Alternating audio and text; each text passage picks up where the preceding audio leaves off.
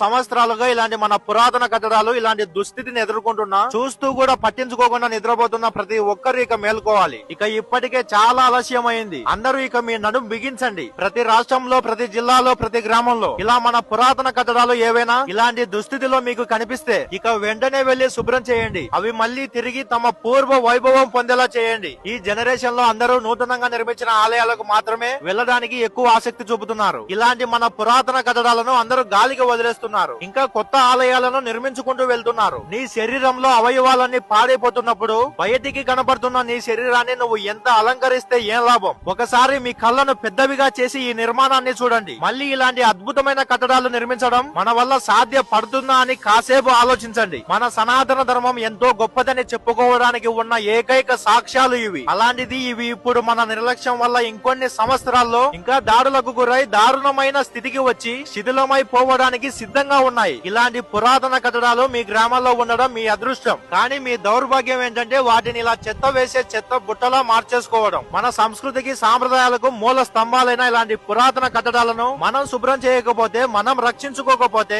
ఇంకా ఎవడు వచ్చి శుభ్రం చేస్తాడు? ఇంకా ఎవడు వచ్చి రక్షించుకుంటాడు? ఇప్పుడు మీరు చూస్తున్న ఈ కోనేరు కడప జిల్లాలోని దువ్వూరు మండలంలో ఉన్న ఇడమడక అనే గ్రామంలో ఉంది. ఈ కోనేరులో మలమూత్ర విసర్జన చేస్తున్నారు. మద్యం సేవించి మందు సీసాలను ఈ కోనేరులోనే పగలగొట్టి వెళ్తున్నారు. ఇంకా బాధాకరమైన విషయం ఏమిటంటే ఇక్కడ మన దేవుళ్ళ విగ్రహాలను ఎవరో కొందరు మూర్ఖులు పగలగొట్టారు. ఎంత దారుణమైన స్థితికి తీసుకొచ్చారో చూడు ఈ కోనేరును. ఏంటి చూస్తున్నావు కదా? ఇక ఇప్పటికీ మించిపోయింది ఏమీ లేదు. మన పూర్వీకులు కట్టిన కట్టడాలు కదా. ఎవరు ఎన్ని దాడులు చేసినా గానీ చెక్కు చెదరలేదు. ఇవి శిథిలమై పోకముందే మనం వీటిని కాపాడుకుందాం. ముందుగా ప్రతి గ్రామంలో యువత ముందుకు రావాలి. ఎందుకంటే యువత ఇప్పుడు సోషల్ మీడియా, ప్రేమ, జూదాలంటూ చెడు వాటికి బానిసలైపోతున్నారు. కనీసం వాళ్ళు మన దేవాలయాల వైపు చూడటం లేదు. దానికి కారణం వారి తల్లిదండ్రులు. చిన్నప్పటి నుండి వాళ్లకు మన సంస్కృతి, సాంప్రదాయాల గురించి తెలియజేయకపోవడం వల్లే వాళ్ళు అలాంటి వాటికి ఆకర్షితులు అవుతున్నారు. ఒకవేళ అలా తెలియచేసే ఉంటే ఈ రోజు యువత అలా చెడు దారిలో వెళ్లే వాళ్ళు కాదు. మన పురాతన కట్టడాలు ఇలాంటి పరిస్థితిలో ఉండేవి కావు. ప్రతి ఒక్క తల్లిదండ్రి ఖచ్చితంగా మీ పిల్లలను రోజు 1 గంట ఆలయాలకు తీసుకువెళ్ళండి. వారికి మన మహాభారత, భగవద్గీతల గురించి తెలియజేయండి. మొత్తానికి మేమందరం కలిసి ఈ కోనేరును శుభ్రం చేసి దీనికి పూర్వ వైభవం అందించాం. ఇక ఇప్పుడు నీ వంతు